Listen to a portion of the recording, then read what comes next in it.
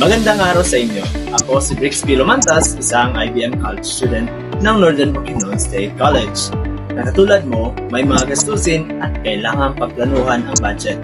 Ngayong araw, pag-uusapan natin kung paano maiiwasan ang utang bilang isang estudyante. Source of income. Ang source ng aking allowance or income ay galing sa aking mga magulang at ng aking part-time job. Para mapagkasya ang gastusin, mahalaga ang pagkaroon ng malinaw ng source ng income.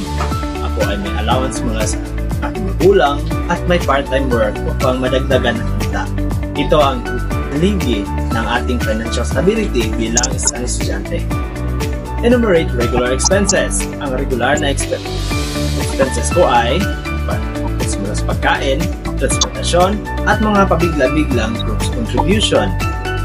Bilang isang estudyante, hindi maiiwasan ang mga gastusin tulad ng tuition, pagkain, pamasahe, school materials, at iba pang bayarin.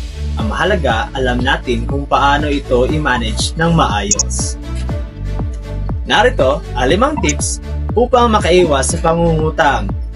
Una, gumawa ng budget plan at sundin ito.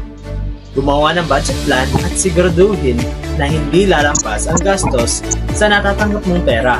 At tamang budget plan ay makakatulong sa iyo upang maiwasan ang pangungutang.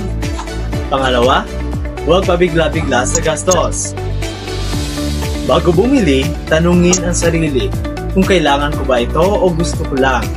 Ang impulsive buying ay isang dahilan kung bakit nauubos ang pera ng hindi namamalayan.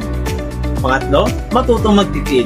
Maliit na tipid araw-araw, malaking ipon sa hinaharap. Gamit ng student discount, magbaon ng pagkain at umiwas sa hindi kailangang gastos.